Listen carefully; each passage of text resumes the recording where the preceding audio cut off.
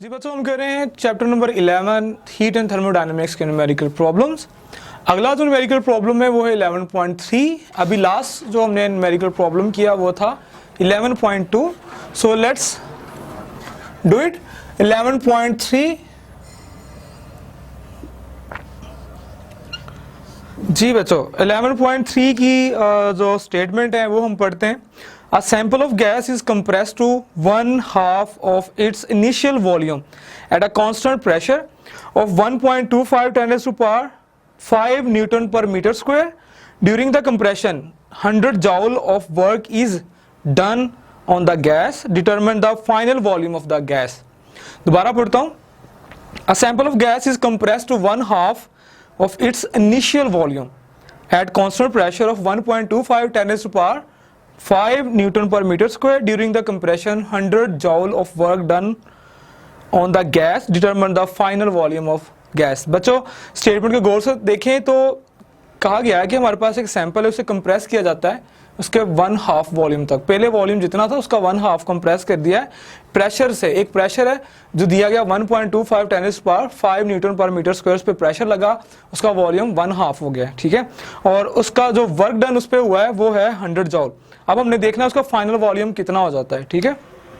तो इसको सॉल्व करने के लिए हम लिखेंगे सॉल्यूशन के अंदर कि हमारे पास जो सॉल्यूशन है इसका, इसमें लिखेंगे सबसे पहले हम इनिशियल वॉल्यूम लिख लेते हैं।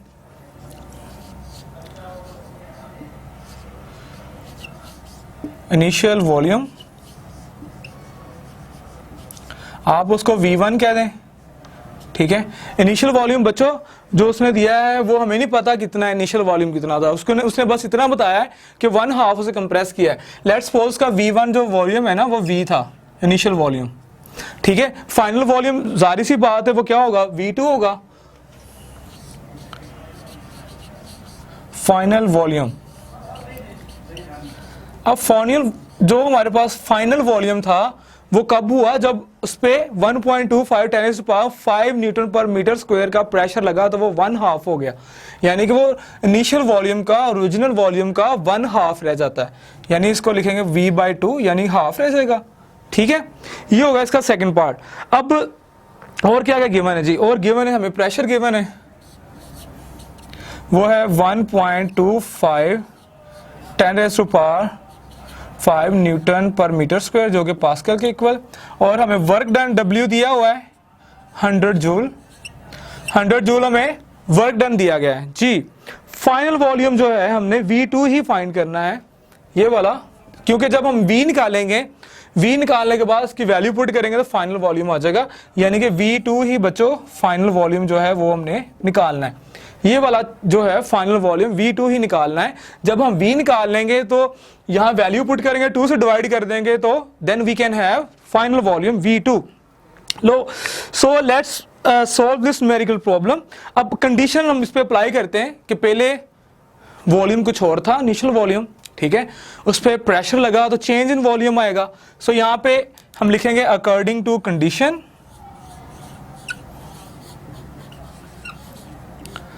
According to condition. जी कंडीशन क्या थी, चेंज, प्रेशर लगा तो वॉल्यूम चेंज हुआ जी, हम लिखेंगे चेंज इन वॉल्यूम। अब बच्चों चेंज इन वॉल्यूम आया, हम वो लिखने जा रहे हैं change in volume V1 minus V2, यानी जो पहले V1 था फिर कितना हो गया, V2 हो गया। अब सिंपली क्या करते हैं, इनकी वैल्यू पुट कर लेते हैं इसमें। V1 हमारे पास V है, जबकि V2 हमारे पास V/2 है जी। ये हमने लिख लिया जी V/2। अब बच्चों इसको जब हम सॉल्व करते हैं 2 एलसीएम ले लेंगे, ये 2 से मल्टीप्लाई हो गया 2V माइनस V, तो इक्वल क्या आ जाएगा V/2। तो चेंज इन वॉल्यूम भी हमारे पास क्या आ जाएगा, half of the original volume. अब बच्चों क्योंकि इस पे वर्क डन हुआ है तो अब हम वर्क डन का फार्मूला लगाएंगे जो कि हमने फर्स्ट लॉ ऑफ थर्मोडायनेमिक्स से पहले किया था जब हमने प्रेशर निकाला था। तो वर्क डन हमारे पास किसके इक्वल आता है, वर्क डन होता है pressure into change in volume. जी बच्चों pressure into change in volume. अब अगर हम यहां से इसी इक्वेशन को, जिसको इक्वेशन नंबर ए कह लें या 1 कह लें, ये इक्वेशन नंबर 1 है। अगर बच्चों यहाँ पे हम डेल्टा वी निकालने हैं ना, डेल्टा वी इस जगह पे, तो 2 डिवाइड हो रहा है, इधर क्या हो जाएगा मल्टीप्लाई, तो यहाँ पे वी की वैल्यू आ जाएगी, ठीक है। तो डेल्टा वी निकालने के लिए हमें इस इक्वेशन की हेल्प लेना पड़ेगी। डब्ल्यू वर्क डन हमारे पास है, प्रेशर भी हमारे पास है, we will have to find out delta V. जब हम डेल्टा वी निकाल लेंगे उसकी वैल्यू इस इक्वेशन में पुट करेंगे, इक्वेशन 1 में, तब हमारे पास वी आ जाएगा, ठीक है। इसको रीअरेंज करते हैं थोड़ा। डेल्टा वी इक्वल आ जाएगा जी डब्ल्यू ओवर पी, ठीक है। डब्ल्यू हमारे पास क्या है, वर्क डन है, पी प्रेशर है, वैल्यू पुट करते हैं। वर्क डन हमारे पास कितना था जी 100, प्रेशर कितना था 1.25, 10⁵ न्यूटन पर मीटर स्क्वायर। जी बच्चों इसको अब हम सोल्व करते हैं। कैलकुलेटर से आप सोल्व कर सकते हो, ठीक है। आप कैलकुलेटर अपने पास रखो, 100 ओवर 1.25 लो, तो आपके पास जो आंसर आता है ना वो हम कर लेते हैं।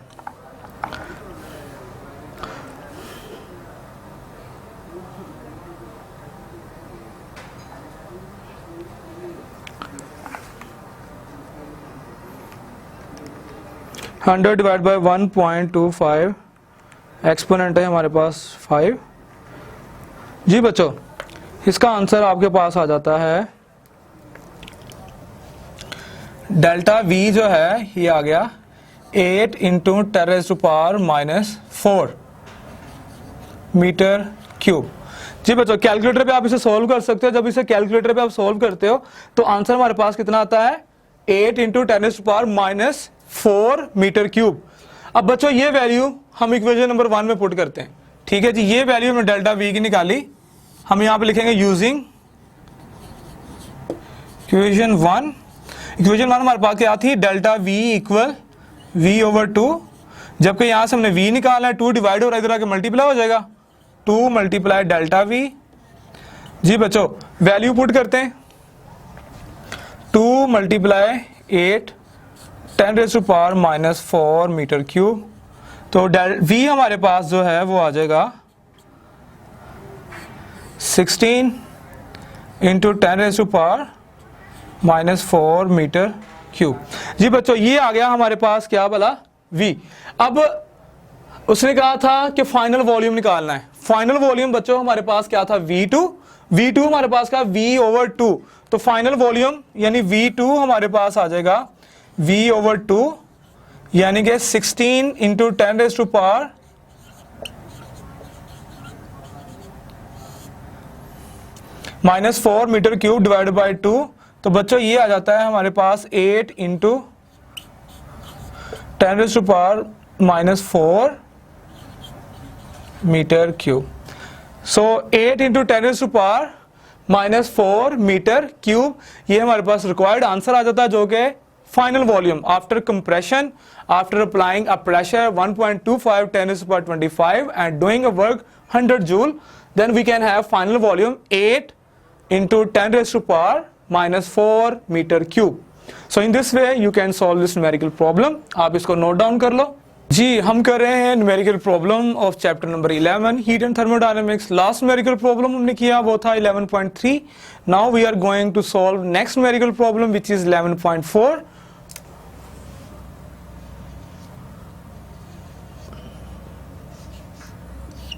जी न्यूमेरिकल प्रॉब्लम 11.4 की स्टेटमेंट आपकी बुक्स के अंदर, a thermodynamic system undergoes a process in which its internal energy decreases by 300 joule if at the same time 120 joule work is done on the system. Find the heat lost by the system. मैं repeat करता हूँ, a thermodynamic system undergoes a process in which internal energy decreases up to or by 300 joule if at the same time 120 joule work is done on the system. Find the heat lost by the system. जी बच्चों एक system है और उसके process के दौरान जो उसकी internal energy जो है पहले कुछ थी, अब 300 जूल हो जाती है। उस पर जो है एट द सेम टाइम उस पर जो वर्क डन होता है सिस्टम के ऊपर वो है 120 जूल का। हमने जो हीट लॉस्ट हुई है, ठीक है, जो इंटरनल एनर्जी कम करते हुए वो हमने निकालनी है। सो सोल्व दिस न्यूमेरिकल प्रॉब्लम। सबसे पहले लिखते हैं इंटरनल एनर्जी। जी बच्चों इंटरनल एनर्जी इसको आप कह लें डेल्टा यू, चूंकि ये डिक्रीज हुई है इसके साथ माइनस साइन लगाना चाहिए हमें, 300 जूल। जी बच्चों 300 जूल जो है ये जो एनर्जी जो है हमारी ये कम हुई है। उसके अलावा इसमें वर्क डन हुआ है, हमने लिया था दो तरह का वर्क डन होता है। जब सिस्टम वर्क डन करता है एनवायरनमेंट के ऊपर तो पॉजिटिव होता है, जब सिस्टम के ऊपर वर्क डन होता है तो वो हम नेगेटिव लेते हैं। ठीक है, सो वर्क डन